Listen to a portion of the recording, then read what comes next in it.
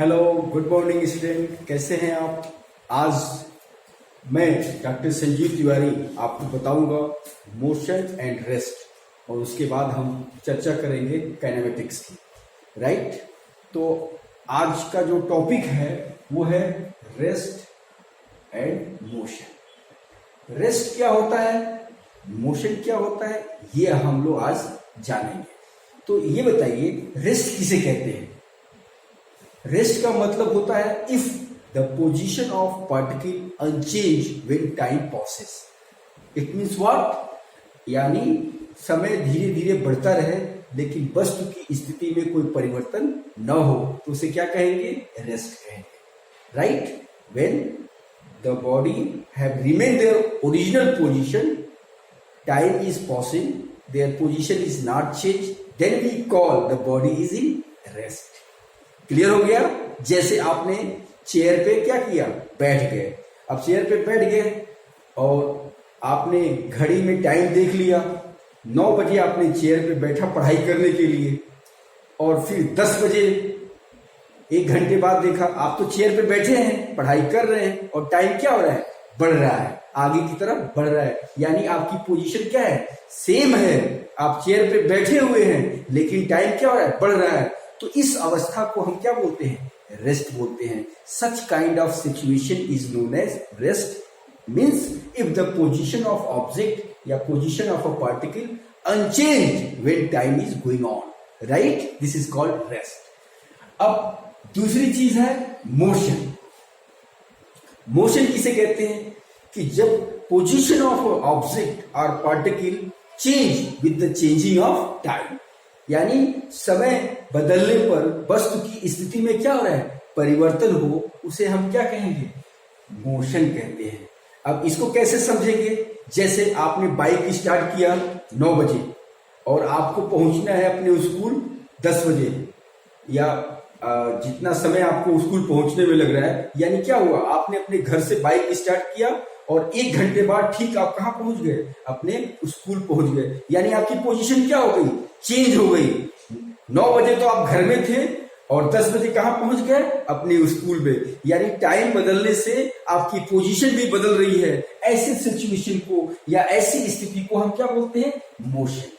आप समझ में आ गया? यानी द पोजीशन ऑफ ऑब्जेक्ट और particle change with changing of time, that is called motion. तो मैंने आपको रेस्ट भी बताया और मोशन भी बताया।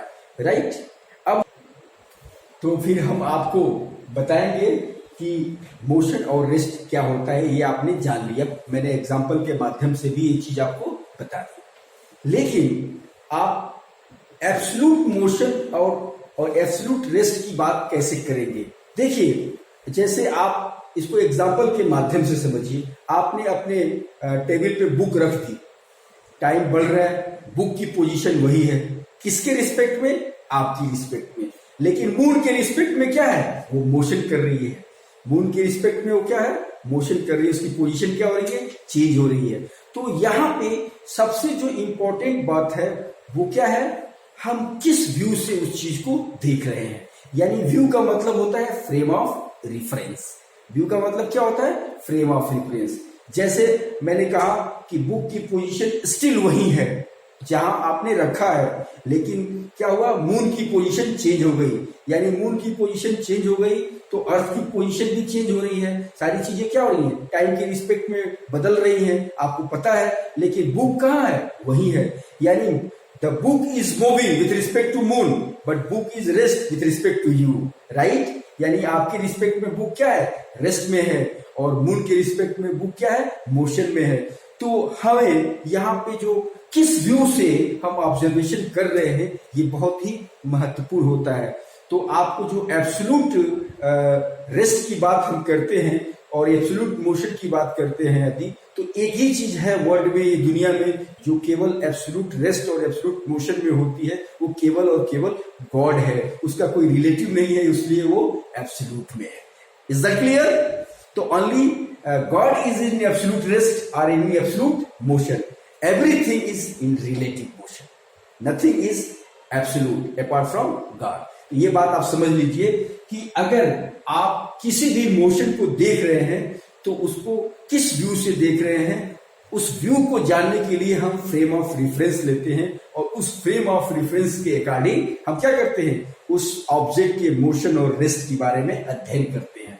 अब आपको समझ में आ रहा होगा कि हम किसी भी वस्तु के मोशन और रेस्ट की बात हम किसके थ्रू करते हैं, फ्रेम ऑफ रेफरेंस के थ्रू करते हैं, अर्थात कोऑर्डिनेट सिस्टम का सहारा लेते हैं और उस कोऑर्डिनेट सिस्टम के माध्यम से हम उसके मोशन और रेस्ट के बारे में जानते हैं। जैसे आप एग्जाम्पल के तौर पे मैं आपको बताना चाहूं कि आप ट्रेन में यात्रा करते हैं, सब लोगों ने किया होगा, कहीं रहे हैं, आपने देखा है जब आप ट्रेन में चलते हैं तो सीट पे आप बैठे रहते हैं, लेकिन गाड़ी क्या होती है, पटरी के रिस्पेक्ट में मोशन कर रही होती है। उस समय आप बाहर देखते हैं तो जो पेड़ पौधे आपको दिखाई देते हैं, बिजली का खंभा दिखाई देता है, वो सब क्या होते हैं, आपको लगता है कि वो भाग रहे हैं।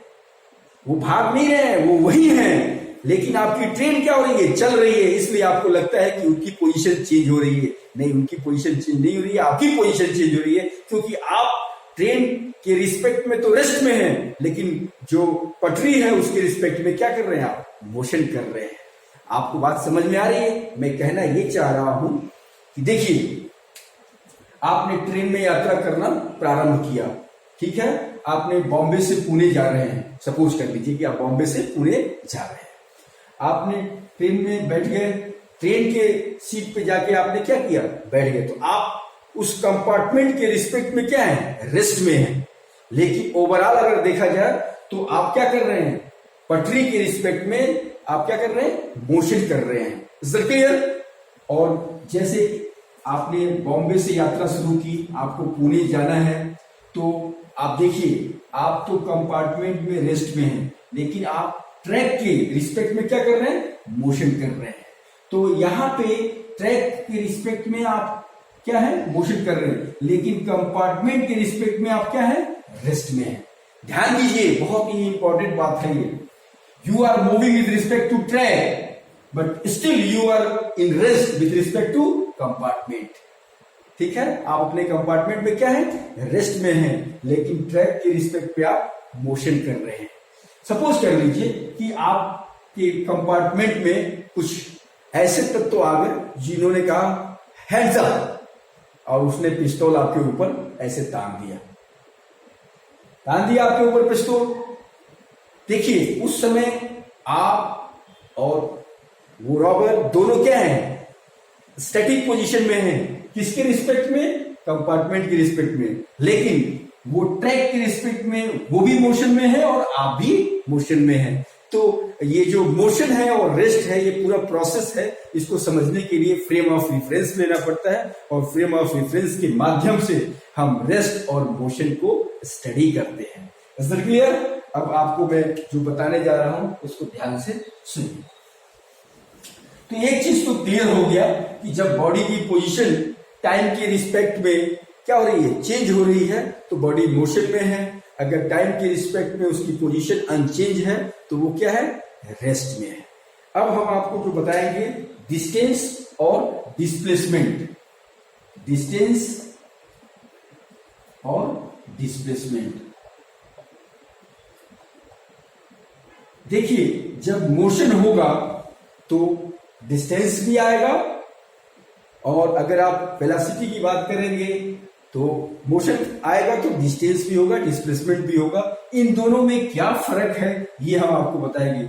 डिस्टेंस एक स्केलर क्वांटिटी होती है, जबकि डिस्प्लेसमेंट एक वेक्टर क्वांटिटी होती है। इसको कैसे समझेंगे, आइए देखिए। सपोज कीजिए हमें ए से बी तक पहुंचना है, ये ए पॉइंट हो गया, ये बी पॉइंट हो गया, राइट। अगर हम ए से बी तक पहुंच रहे हैं, कहां से, सी के माध्यम से, ठीक है, और एक डायरेक्ट हम कहां पहुंच रहे हैं, ए से सी तक पहुंच रहे हैं। देखिए, दोनों स्थितियों में हम पहुंच रहे हैं ए से बी में। हमारा स्टार्टिंग पॉइंट ये हो गया और एंडिंग पॉइंट ये हो गया, राइट। स्टार्टिंग पॉइंट ए है और एंडिंग पॉइंट बी है। एक तो हमने क्या किया, रास्ता लिया ए सी बी, ए सी बी, ये क्या कहलाता है, डिस्टेंस कहलाता है। यानी object is moving from this starting point through the point C and reach at the point B this is called distance. ये क्या कहलाता है? डिस्टेंस कहलाता है।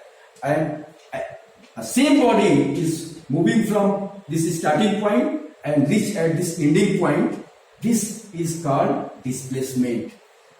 डिस्प्लेसमेंट जो होता है दो पॉइंट के बीच शॉर्टेस्ट डिस्टेंस को कहा जाता है, यानी the shortest distance between the two point is called displacement. तो ये डायरेक्शनल हो गया और ये डायरेक्शनल नहीं है, इसलिए ये डिस्टेंस जो होता है ये स्केलर क्वांटिटी होती है और ये जो डिस्प्लेसमेंट है वो क्या है? वेक्टर क्वांटिटी है। तो आप देखिए दोनों चीजें यही हैं। दोनों स्थितियों में हम ए से बी तक पहुंच रहे हैं, रास्ते क्या हो रहे हैं? बदल गए हैं। एक रास्ता क्या है? ए सी बी, यानी ये क्या कहलाएगा? डिस्टेंस कहलाएगा। और एक डायरेक्ट हम ए से बी तक जा रहे हैं, तो ये क्या कहलाएगा? डिस्प्लेसमेंट कहलाएगा। और displacement is a directional quantity और जो लेंथ है इसकी यहां से लेके ए से बी तक की, वो उसका मैग्नीट्यूड कहलाता है। तो मुझे लगता है कि आपको ये डिस्टेंस और डिस्प्लेसमेंट समझ में आ गया। चलिए इसको एक एग्जांपल के माध्यम से हम आपको बताना चाहेंगे, इसको भी समझ लीजिए। वो एग्जांपल क्या है देख लीजिए। जैसे एक बूढ़े व्यक्ति ने क्या किया? मॉर्निंग वॉक शुरू किया। मॉर्निंग वॉक आप भी करते हैं और मॉर्निंग वॉक करना चाहिए, क्योंकि मॉर्निंग वॉक से क्या होता है? आपकी सेहत अच्छी रहती है। तो अब हम आपको जो बताने जा रहे हैं उसको ध्यान से समझिए। डिस्टेंस और डिस्प्लेसमेंट का जो कॉन्सेप्ट है पूरी तरह से आपके ब्रेन में आ जाएगा और पूरी तरह से आप समझ जाएंगे कि एक व्यक्ति ने मॉर्निंग वॉक शुरू किया। किसमें? मॉर्निंग वॉक सेमी सर्किल में शुरू कर दिया। तो सेमी सर्किल का मतलब ये हो गया, ये हो गया, ठीक है। और इस सेमी सर्किल का जो रेडियस है मान लीजिए 40 मीटर है। सपोज कर लीजिए इस सेमी सर्किल का जो रेडियस है वो 40 मीटर है। यानी a person is starting their morning walk in the semi circle having radius is 40 metre. अब पर्सन की जगह पे खुद आप मॉर्निंग वॉक कर रहे हैं और मॉर्निंग वॉक करने के बाद आपका जो मोशन है वो एक सेमी सर्किल पे हो रहा है। तो अब आप देखिए इस दौरान उस व्यक्ति ने कितना डिस्टेंस कवर किया। तो देखिए आप जानते हैं सेमी सर्किल का जो पेरिफेरी होता है वो पाई इंटू आर होता है, राइट? कितना होता है? Pi into r. यानी यहां से व्यक्ति यहां तक पहुंच रहा है तो कितना डिस्टेंस तय कर रहा है? डिस्टेंस कितना हो गया? पाई आर। क्योंकि आपको पता है सर्किल की जो पेरिफेरी होती है वो 2 पाई आर होती है। ये सेमी सर्किल है इसलिए क्या होगा? सेमी सर्किल है तो क्या होगा? ये पाई आर हो गया। रेडियस कितनी है बेटा? 40 और ये 3.14, ठीक है। ये पाई की वैल्यू है, या आप सिंपली इसको लिख सकते हैं 40 पाई। ये इतना डिस्टेंस इसने कवर किया। अब देखिए जब डिस्प्लेसमेंट की बात होगी तो डिस्प्लेसमेंट क्या होगा? एबी का जो डिस्प्लेसमेंट होगा वो किसके बराबर होगा?